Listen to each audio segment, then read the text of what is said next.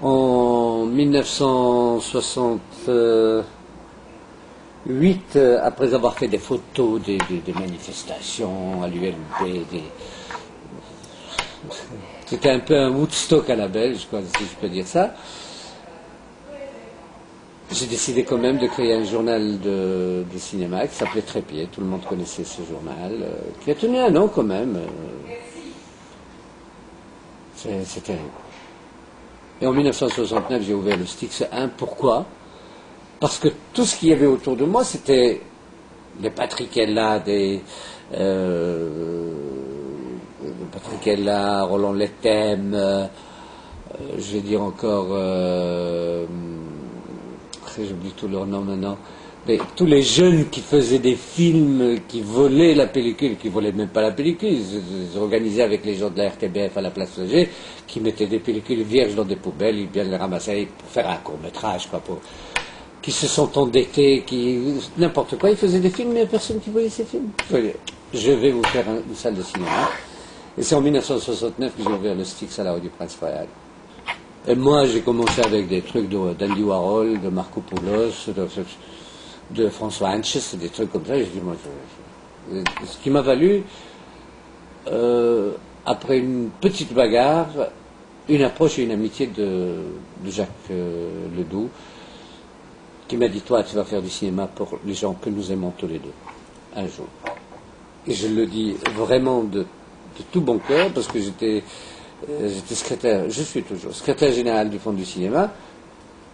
Les premiers que j'ai signés pour qu'ils aient de l'argent, c'est le Nova, parce que le Nova aujourd'hui, il fait le même travail que nous on avait fait au Styx, je parle des fin des années 60. Et je suis très content qu'il y ait une relève. Peut-être eux aussi, ils vont un jour devenir peut-être producteurs, peut-être simplement réalisateurs, peut-être ils ouvriront des grandes salles ou n'importe quoi, mais c'est ces gens qui se mouillent la chemise pour apporter quelque chose. Donc, je suis très content que je peux mourir tranquille, quoi, je veux dire, c'est un peu mon point de vue.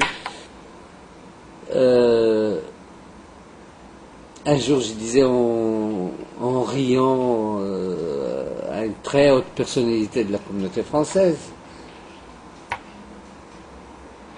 je disais que l'acteur studio, non seulement il défend, je parle de la production nationale, non seulement il défend la production nationale, pour commencer, mais il la défend jusqu'à ce que ça devient un mouroir de ce même film. C'est-à-dire après, quand on a enlevé le film de l'affiche, on peut être sûr qu'il manque encore sur la ville de Bruxelles peut-être 100 personnes qui n'ont pas vu. Bon, on leur donne la chance de le voir. On a une programmation, je suis un peu rabique, je suis un peu très dur le lundi matin, c'est toujours une guerre. Je ne peux pas être corrompu j'ai tous les films que je veux. C'est vrai, le lundi matin, je peux mettre un film toutes les demi-heures, parce que je veux dire, pour présenter 50 films. Mais je sélectionne et j'ai... Merci les clients, parce que c'est eux qui m'ont dit que c'est cette voie qu'il faut suivre. Je crois que je fais une programmation qui, d'emblée, convient les gens. Je ne gagne pas un franc, mais vraiment pas un franc, sur ces séances. Pourquoi? Parce que les gens viennent, moi je dois payer les opérateurs, moi je ne prends pas d'argent, je ne sais pas ce que c'est l'argent. Et quand ils sortent du cinéma, on leur donne un petit gâteau, comment vous appelez ça? Un goûter, voilà. Les gosses reçoivent un goûter, les mamies aussi, ça se passe vraiment comme une famille. Eh bien, ça n'y est pas, autre part. Parce que je n'ai jamais, de ma vie d'ailleurs, depuis que je me connais, que ce soit avec mon théâtre, que ce soit avec les photos et les trucs comme ça, tout ce que je fais, la tasse m'a coûté 10 francs, j'espère trouver les 10 francs dans ma manipulation de la tasse. En général, c'est 8, 7, 9, 9,5. Rare où j'ai dépensé 10 et j'ai récupéré 10. Mais je dis, j'ai rendu un peu ce qui appartient à la société, les gens. C'est-à-dire que je rends ce qu'ils donnent, parce qu'ils payent que ça de leur poche, quoi, pour avoir ça. Et moi, je m'en fous. Je vis à travers ces gens. Voilà, c'est tout. Voilà. J'ai parlé de la programmation. on me chantera ce qu'on veut, parce qu'aux États-Unis, ils ont déjà signé pour faire du numérique partout aux États-Unis.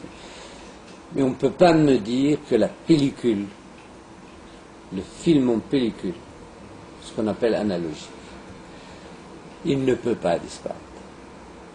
Parce que tous les jeunes producteurs, tous les réalisateurs, producteurs, je connais tout ce genre de situation, tous ces gens qui produisent des films avec des bribes de morceaux, c'est un peu sérieux, en empruntant, en faisant des trucs, ils ne peuvent pas payer la numérisation d'un film, et même s'ils tournent en haute définition avec une caméra, tout le travail de post-production, il coûte un minimum, 1,5 fois l'analogique. Marine Karmitz, puisqu'il parlait tout à l'heure de MK2, il a projeté un DVD de 625 lignes. Hein. Il a dit qu'il projetait en numérique. Certes, c'est du numérique, mais ce n'est pas de la haute définition. Les Anglais, le consul anglais, ils ont installé 250 salles, où ils sont en train de le faire. Pour quel produit? Parce que c'est des salles, entre guillemets, des salles d'arrêt d'essai. Mais pour quel produit? Moi, j'ai installé la salle depuis 1 an, un peu plus d'1 an.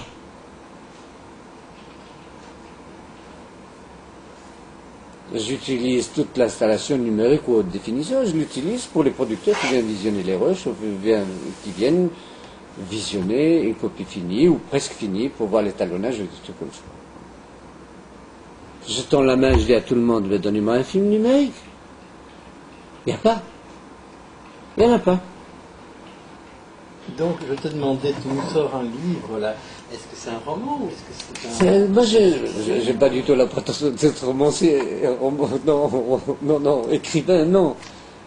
Je crois que je peux dire un essai. Voilà, on va dire un essai. Quoi. Tout le monde essaye des choses, quoi. Donc, un essai, je ne veux même pas être essayiste, parce qu'on m'a déjà dit ça à Paris. Je dis, écoutez, s'il vous plaît, moi, je suis ni essayiste, ni écrivain. C'est une idée, peut-être c'est un essai, mais un essai, ça fait 200 pages, monsieur Lio. Je dis non, un essai, il va faire 400 pages, 380 pages, ou je ne sais pas combien. Parce que c'est un truc en 3 tomes, si tout va bien. Et je crois que c'est l'histoire universelle, quoi. On sort de la rue, dans la rue suivante, on va rencontrer une famille qui vit ce type de vie. Je suis à Scarbeck et je sais comment ça se passe.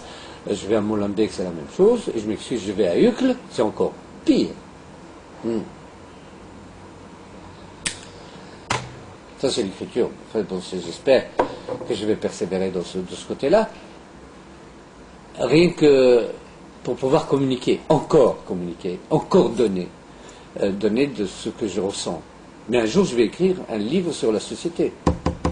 Très important. Où sommes-nous?